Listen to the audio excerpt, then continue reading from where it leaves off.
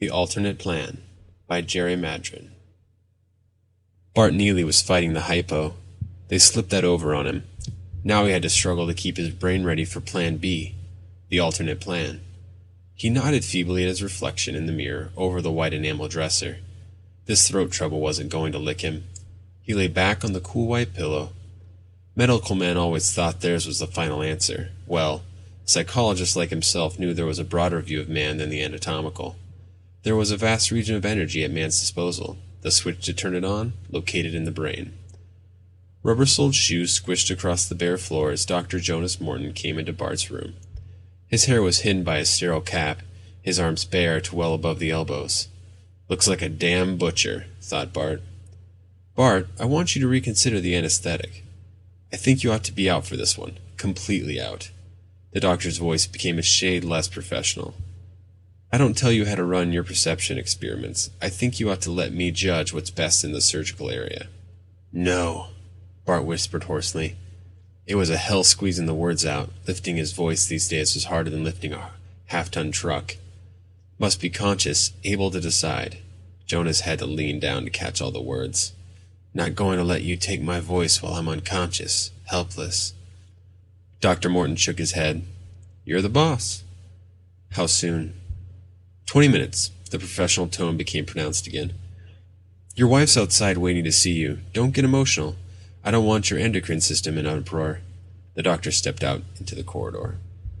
Emotional. He mustn't think about it. He might weaken, consent to linger on, an invalid, just to be with Vivian a few extra years.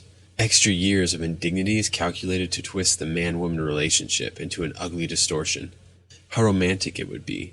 He and Vivian locked in an embrace, the silky softness of her hair falling across his arm, the pressure of her fingers on his back.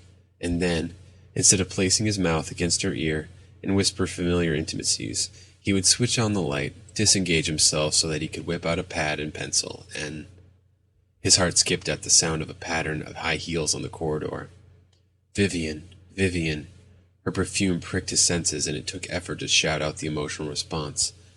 Remember the need for an alternate plan, he reminded himself fiercely, and then looked upon into his wife's clear green eyes. Without a word, she bent down and lay her face next to his. He was struck with the warmth of her. He gently pushed her head away. "V." My lord, his eyes were wet. What a schoolboy performance. "V, you know I don't want to go on here. If radical surgery is necessary, I want you to remember me as a whole man, not a dummy." "Bart, oh Bart." There was a frown of apprehension on her forehead. She sighed heavily and whispered, "Can it make so much difference when I love you, Bart?" "But don't you see, V?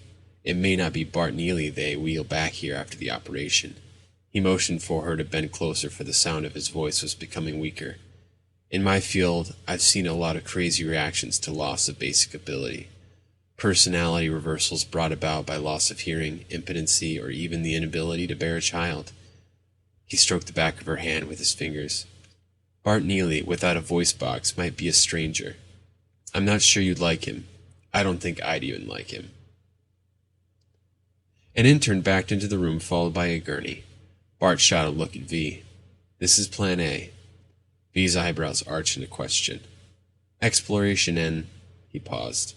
The nurse tucked a dark green blanket all around him. He raised his thin white hand and crossed two fingers.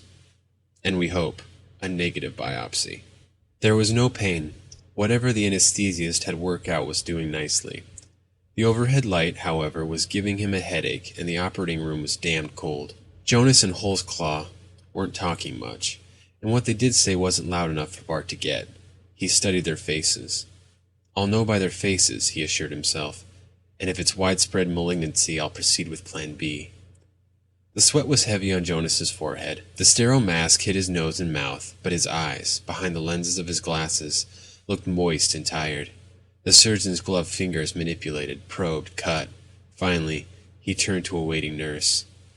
"Get this analyzed right away." That was it. The tissue. Was it cancerous or not? The atmosphere grew heavy. Bart watched the second hand on the large wall clock swing slowly around its perimeter, and then around again and again. The nurse re-entered and spoke softly to the doctor. The two doctors whispered, explaining to each other with hand motions, what they were going to do. This is it, Bart was certain. Well, he'd fool the hell out of the know-it-all doctors. He closed his eyes and thought. The years he had spent sharpening his perception, his ability to transfer his thoughts, were just the groundwork for this greatest experiment of all. He had transferred thought waves in all forms to all corners of this world with the highest percentage of accuracy. Now Plan B, the alternate plan, was to transfer himself. He was willing himself out of his own body. He could feel the perspiration trickle down his arms with the effort. It had to work. He had to cheat them out of their mutilation. No, he couldn't fail. He strained against the confines of his body, burdening his brain with the thought. Then suddenly he was free. Bart wanted to shriek with laughter. He outwitted them. There stood gray-faced Jonas working over that shell, not even realizing that it was an empty body. It was like a television play or something.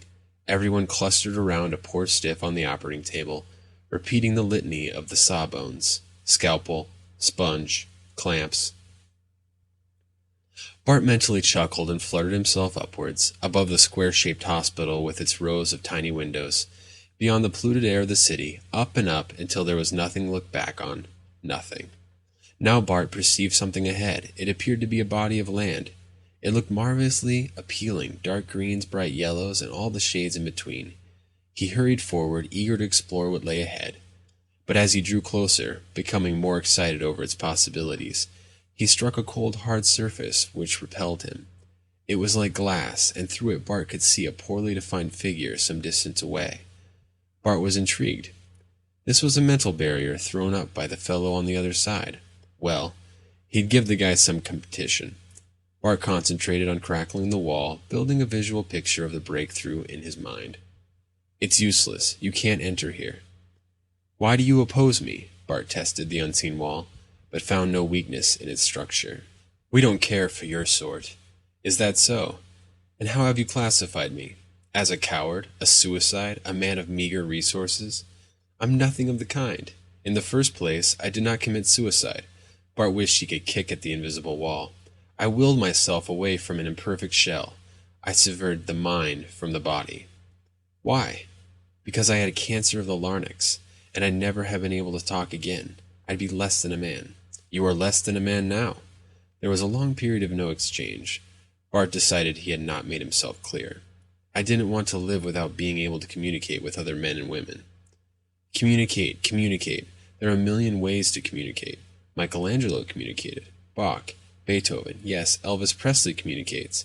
Hemingway, Martha Graham, actors, dancers, even a baby communicates. But speech is the least dependable method of all. Few people can explain their love, their pain, their innermost feelings in words. And often a man speaks his thoughts, and having spoken them, finds he really thinks the opposite. No, this is a second-rate expression, and my opinion of you has not been altered by your feeble argument. The other fellow's thought came over the wall, pounding against Bart's subconscious. You consider yourself a man of great intelligence, it went on, but your lack of imagination makes you less than mediocre. And as for your mind power, well, you see you cannot cross my mental barrier. That's not entirely conclusive. There may be a catalyst here in this area, which works in conjunction with your thought processes and not mine. You're familiar with conditions here, while I only know the earth. You are hardly a challenge to me. However, to satisfy you that you have practically no control, let us make a test on your home ground. All right, you propose the test. Let us see. If you can re-enter your former body while I am willing you to stay here on the other side of that wall. Aha, you're trying to trick me. I knew before I proposed my plan you would make exactly that excuse in order to escape my challenge. Even in excuses you lacked imagination. Okay, it's a deal. Bart was mad. Start concentrating. I'll show you the power of my mind, both now and after I resume that shell. Bart was furious. He had tried to leave that place by the wall. He seemed stuck. There were waves like laughter vibrating against the glass. Bart strained and saw that he had come away a little. He tried again and again. There was a little more distance gained. He tried to build the picture of the operating room in his mind, and while he was doing this, a flash of Vivian exploded in his mind. With that quick image, he felt himself free to drift downward. There indeed was the hospital. Bart hurried to the operating room, hovering near the ceiling light, watching the operating team below. He's gone, Doctor. The anesthesiast looked at Jonas. Respiration stopped altogether. No, thought Bart. Don't close me out now. Let's open the chest and massage the heart. Yes, yes. I think it's futile, Doctor. We can try. Good old Jonas. Bart floated to the table and forced himself into the shell, which lay white and unmoving under the penetrating light from above. It wasn't easy. Bart tried to move the heavy hand, but it was quite numb. Not a thing. Might as well quit. Holsclaw's in a hurry. Damn him. I'll massage a little longer. Bart pushed at the laden eyelid. No go. Come on, come on. He felt a convulsive chill, a throbbing in his head. I'm getting a pulse. Jonas' voice was excited. Bart knew there was a searing pain in his throat, but shutting it out of his consciousness was the steady thumping beat of his own heart.